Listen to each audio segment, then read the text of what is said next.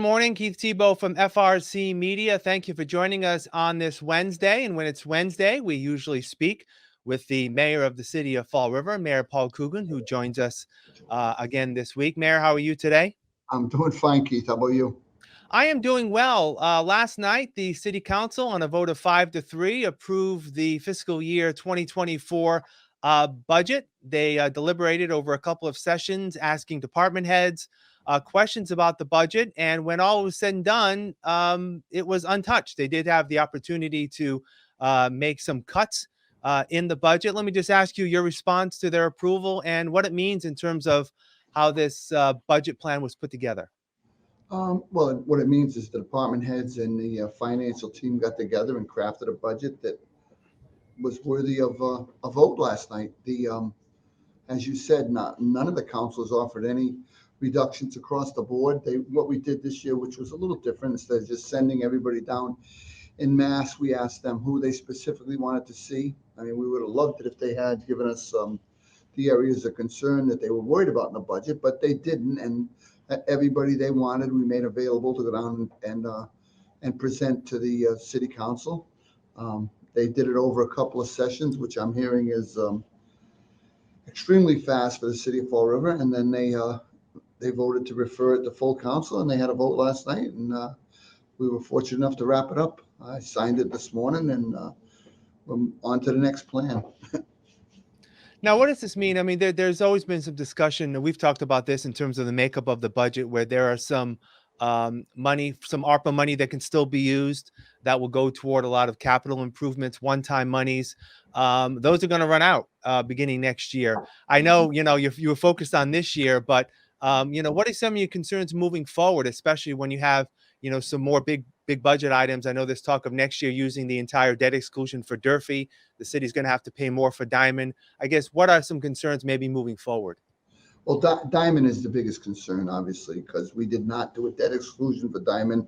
The money is going to be, substantial, around $6 million. So we're going to have to do a lot of scrambling, balancing. Obviously, we're going to look to the state and the feds for support, and we'll do whatever we can to get that school built. But those are just issues that are along the way. We put some ARPA money in the budget this year because we believe it's probably one of the last years we can do that, knowing full well we have to use the money up or assign the money by the end of 24. So we put a little bit of ARPA money in the budget. Obviously, we're still knocking off a bunch of capital projects, streets and sidewalks with ARPA money. But as you said, that money's coming to an end, and the city is going to have to be self-reliant again to that end. I mean, there's a lot of construction. We're hoping new growth spikes back up a little bit next year, but there's always work to do. But we got through this budget, and we're on to the next adventure, like I said. One other item that was brought up last night has to do with an issue that, again, we've talked about many times, and that is the cost of trash. The city, I believe, next year will be spending just under $10 million for the collection and the disposal of trash and recycling. This has always been a very tough issue that the city has to deal with. And it's not just Fall River, it's other communities as well, as the price of trash goes up. Yeah, this is one of those issues that kind of like confounds me because as we close landfills across the state and there's less and less places to put trash, the cost of trucking it out of state or sending it down south to the Midwest costs more and more. I really believe that the state should have a comprehensive plan for all the communities on what to do with trash. With that being said, we have a number of things locally we can do. We're looking at our commercial trash. Well, obviously, we're starting that cardboard pilot program. We're waiting on a big federal grant for a little over $4 million that we want to make our own transfer station down at Lewiston Street, which is what it's licensed for, so we can sort some of our recyclables and increase our revenue on there and make our trash a little cleaner. There are things we're looking at, but it is very tedious. We have to negotiate with Republic. We negotiate with Easy. We have to negotiate with the end companies, or I should say, they negotiate with the end companies where this trash is going. So it's not like, stop picking up Joe's barrel, let's dump it with Tom's. It doesn't work that way. Trash is a very difficult problem. And as you said, not for just Fall River. I know New Bedford's starting to wrestle with it a little bit more. They've had their own landfill for a while, so they've been getting away cheap, but the costs are going up everywhere. Yeah.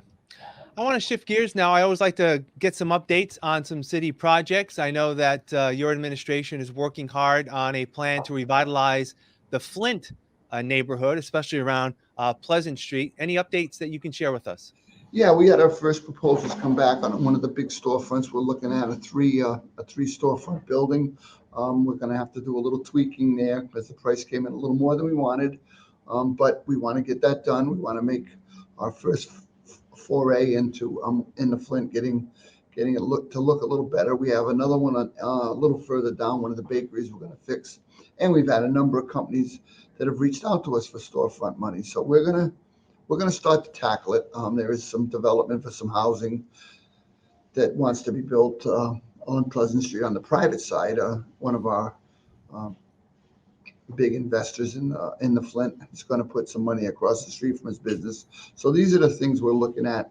We're trying to keep some activity going there, and we're not taking our foot off the gas. We want to get some. We want to get some tangible things that people can see happen in the Flint. So hopefully it gets a little bit of a snowball effect and some people step up.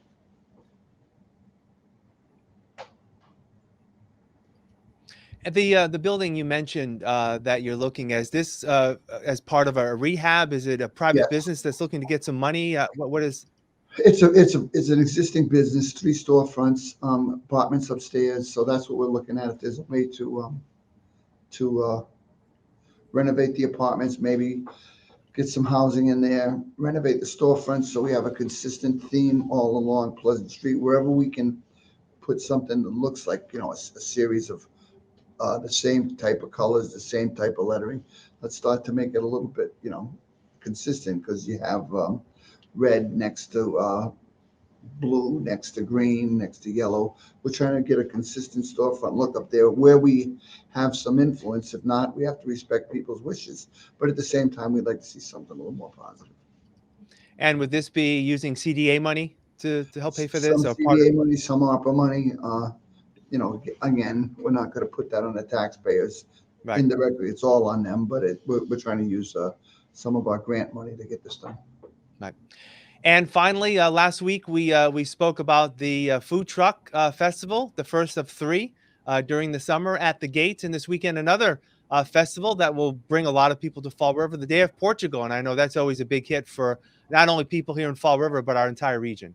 Oh, absolutely. That'll be very, very busy at the gates. I mean, we had a very active week last week with the food truck festival, with the Pride Festival. We had a lot of people in Fall River. I mean, I drove around a little bit on Friday night, and it was very, very active in the city, which is good. That's economic development. That's people coming to our city to spend money.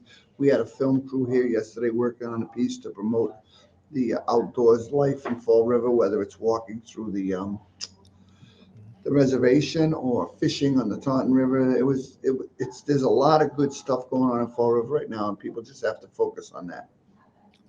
All right, Mayor, as always, thank you for your time. We'll speak again next week. Take care. Okay, thanks, Keith. All right, and as always, thank you for joining us here in FRC Media. We'll see you next week.